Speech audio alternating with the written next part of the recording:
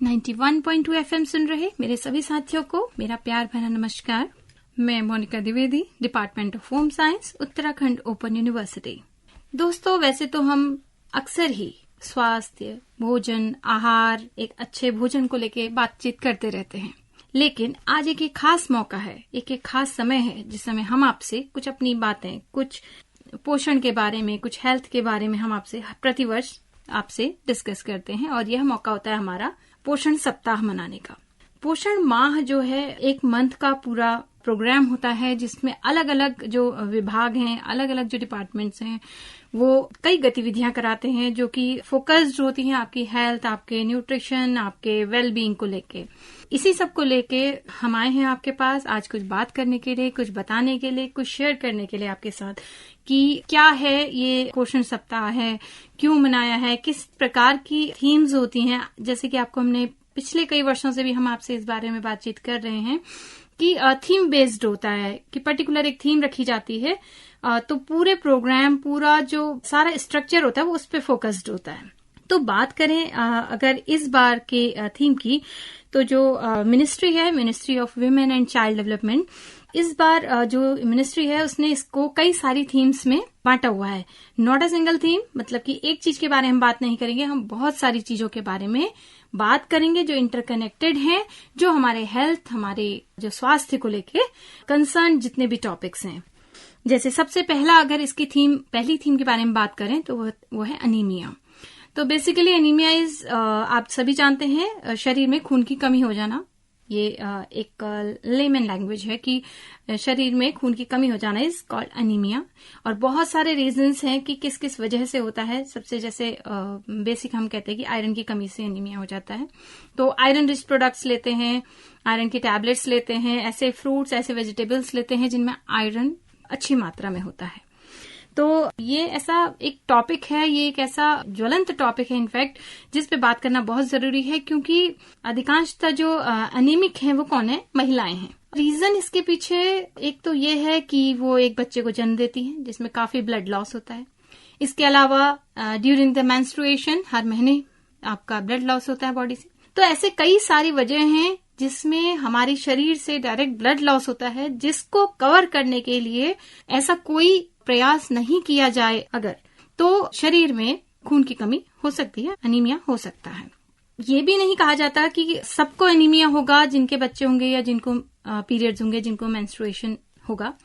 लेकिन अगर हम अपनी डाइट पे, अपने स्वास्थ्य पे फोकस्ड ना रहें, उस पर ध्यान ना दें, तो ये परेशानी हो सकती है। तो गवर्नमेंट ने ऐसा नोटिस किया कि बहुत सारी महिलाएं और कुछ बच्चे भी अनीमिया का शिकार हो रहे हैं, और कैसे इसको ओवरकम किया जाए, कैसे इसको अच्छी जो आपकी इंफॉर्मेशन है वो कैसे शेयर की जाए कि इससे हम ओवरकम कर सके इस प्रॉब्लम से। तो एक पहली थीम तो हुई अनीमिया। दूसरी थीम है growth monitoring. Growth monitoring is बच्चे की, जैसे आप खैर समझ में आ रहा है, ग्रोथ मॉनिटरिंग की ग्रोथ सही समय पे, सही एज है और सही उसकी हाइट है या नहीं है, अर्थात एज के साथ उसकी हाइट सही बढ़ रही है या नहीं बढ़ रही है। अच्छा, बढ़ेगी जब सारे न्यूट्रिएंट्स प्रॉपर मात्रा में, प्रॉपर टाइम पे मिलेंगे।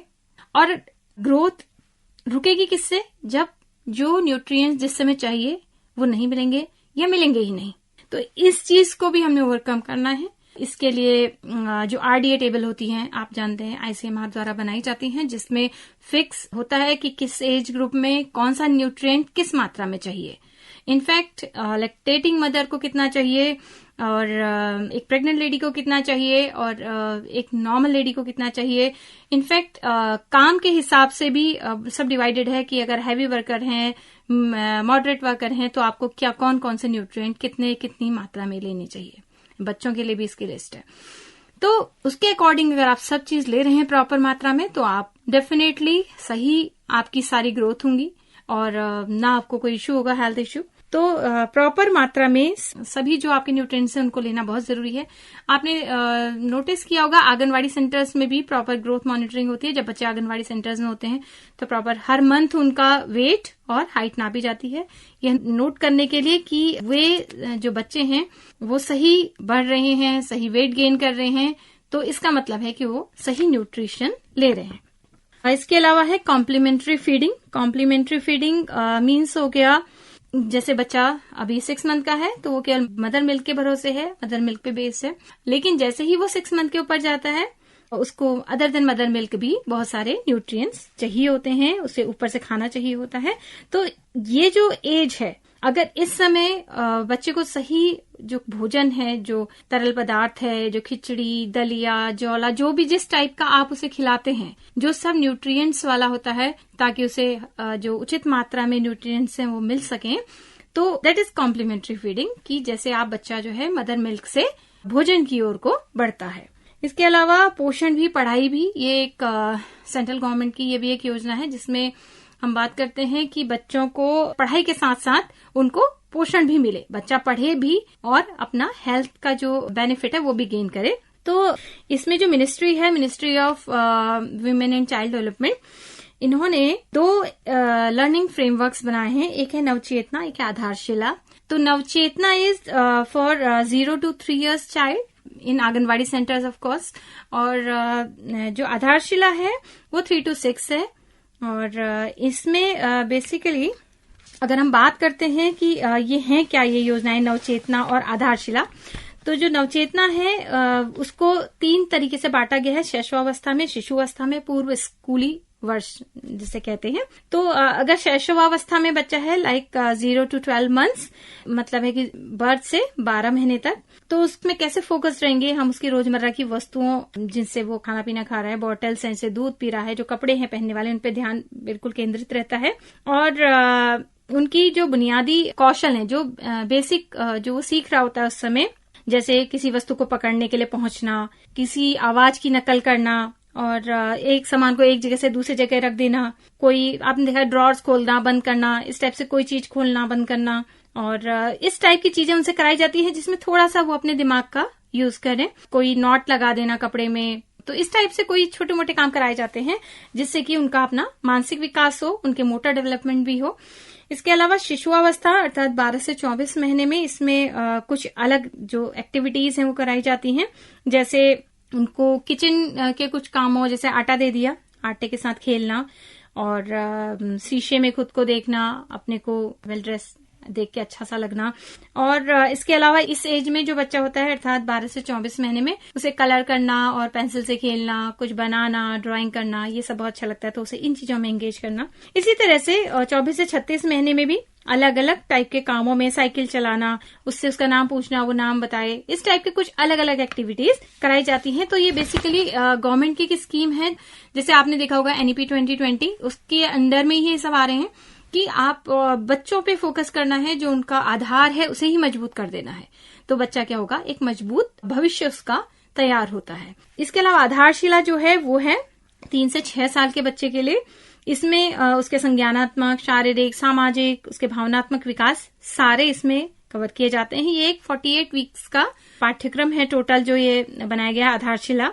तो इसमें भी अलग अलग तरीके से बांटे गए हैं, जैसे कुछ एक्टिविटीज जो आंगनवाड़ी केंद्र के हिसाब से हैं, उसके बाद इस एक्चुअली आंगनवाड़ी के लिए है, तो इसमें कुछ अलग अलग गतिविधियां, जैसे उनको थोड़ा सा रचनात्मक गतिविधियां और कुछ बातचीत, उनका अपनी बच्चे रंग को आइडेंटिफाई करें, संख्याएं, और इसके अलावा अपनी इंद्रियां, मतलब छू के देखना, सूंघ के देखना, कोई चीज का एहसास कराना, इस टाइप की डिफरेंट एक्टिविटीज में उनको इंगेज किया जाता है। तो कुल मिला के खैर बताने का ये उद्देश्य था कि 2 ये योजनाएं जो हैं चलाई जा रही हैं गवर्नमेंट के द्वारा NEP 2020 के अंदर, तो ये सब आपका पोषण भी, पढ़ाई भी के अंतर्गत आता है, जो कि हमारा थीम नंबर 4 है। इसके अलावा जो लास्ट थीम है वो technology for better governance, transparency and efficient service delivery. इसमें सप्लीमेंट्री न्यूट्रिशन पे बात होती है, बेनिफिशियरी मोबाइल वेरिफिकेशन, इसमें आधार वेरिफिकेशन, इसमें बहुत सारी चीजें हैं जिनको इसमें कवर किया जाता है, जितनी भी टेक्नोलॉजी बेस्ड जितनी भी सर्विसेज हैं जो गवर्नमेंट रन कर रही है।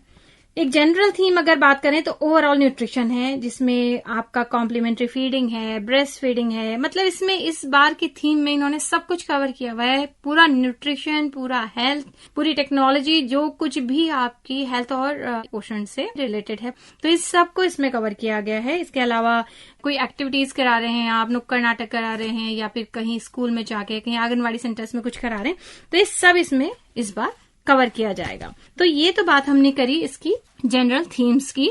अब आइए बात करते हैं कि हमारा विभाग उत्तराखंड ओपन यूनिवर्सिटी का गृह विज्ञान विभाग इस बार पोषण सप्ताह पे क्या क्या एक्टिविटीज कर रहा है। तो देखिए, जैसे कि हमने आपको पहले भी बता रखा है कि सितंबर फर्स्ट वीक इज फॉर पोषण सप्ताह। तो पूरा सितंबर 1 to 7 तक हम अलग अलग एक्टिविटीज करते हैं, जिसमें बहुत कुछ होता है। कम्युनिटी में जाके हम प्रोग्राम्स करते हैं, काम करते हैं। तो इस बार के इंट्रोडक्शन थोड़ा सा देना चाह रही हूँ कि हम इस बार क्या क्या इंट्रोड्यूस कर रहे हैं। तो जैसे पहला दिन इस 1 सितंबर 2024, इसमें जो हमारा पूरा विभाग है वो डिफरेंट टॉपिक्स को लेके जागरूकता फैलाना चाहता है, चाहे वीडियो लेक्चर, रेडियो लेक्चर के माध्यम से, जो कि हमारे न्यूट्रिशन से रिलेटेड है, हमारी हेल्थ से रिलेटेड है। तो ये वीडियो और रेडियो लेक्चर इस दिन प्रसारित किए जाएंगे, एक तो हमारे यूट्यूब चैनल पे, और इसके अलावा जो हमारी वीडियो लेक्चर है वो भी आपको यूट्यूब पे अवेलेबल रहेंगे। इसके अलावा 2 सितंबर को विभाग द्वारा राजकीय बालिका इंटर कॉलेज वनफूलपुरा में एक पोषण सप्ताह से संबंधित एक जागरूकता अभियान चलाया जाएगा और विभिन्न प्रतियोगिताएं कराई जाएंगी जो कि पोषण से रिलेटेड ही होंगी। तो इसमें हम बहुत सारी एक्टिविटीज कराते हैं, जैसे chart poster competition, extempore, quiz competition और पोयम कंपटीशन। ये सब लेकिन आधारित होंगी पोषण पे। नेशनल न्यूट्रिशन वीक पे, पोषण पे, हेल्थ पे, हाइजीन पे एक ब्रॉड टॉपिक लेके चल सकते हैं। इसके अलावा 3 सितंबर को विभाग द्वारा एक ऑनलाइन कार्यशाला रखी गई है पोषण से रिलेटेड, और इसमें हमारे कुछ गेस्ट भी रहते हैं। और मेरा यूनिवर्सिटी के सभी जितने भी टीचिंग नॉन टीचिंग स्टाफ है, मेरा सबसे निवेदन है कि कृपया इसमें जुड़ें, और ये बहुत ही ज्यादा बेनिफिशियल होगा। और डेफिनेटली इसमें बहुत ज्यादा जानकारियां होंगी और बहुत ज्यादा आपको इससे फायदा मिलेगा।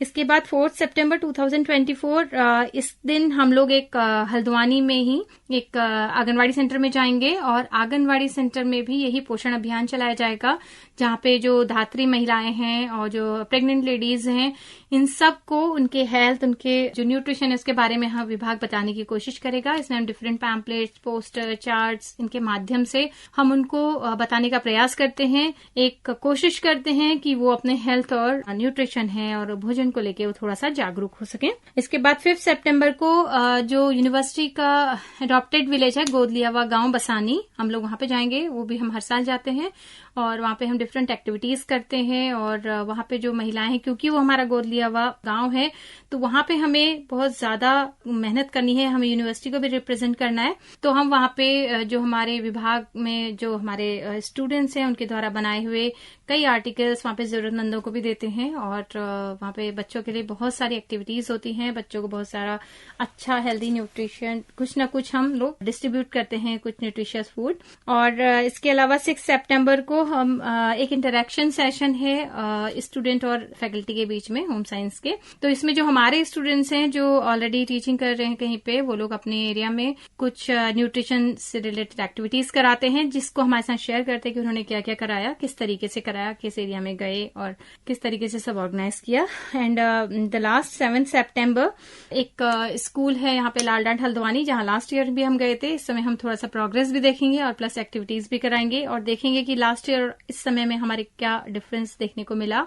और इस तरीके से यहाँ पे भी कई सारी प्रतियोगिताएं कराई जाएंगी, और उनको पोषण के बारे में बच्चों को, क्योंकि बच्चे ही हमारा आधार हैं, भविष्य हैं, तो बच्चों को ही सबसे पहले समझाने की जरूरत है कि उन्हें क्या खाना है और क्या नहीं खाना है। जंक फूड्स नहीं खाने, अच्छा हेल्दी खाना, फल, सब्जियां, दालें, ये सब खाना है। तो बेसिक हमारा फोकस है महिलाओं और बच्चों पे, इसलिए हमने एक तो रखी हैं आंगनवाड़ी सेंटर्स, दूसरे रखे हैं स्कूल्स। तो ये सब हमारा इस पूरे एक हफ्ते का प्रोग्राम है। तो आप सभी से निवेदन है कि कृपया हमारे प्रोग्राम में जो हमारा ऑनलाइन वर्कशॉप इसमें जुड़ें और हमारे कार्यक्रम को सफल बनाएं।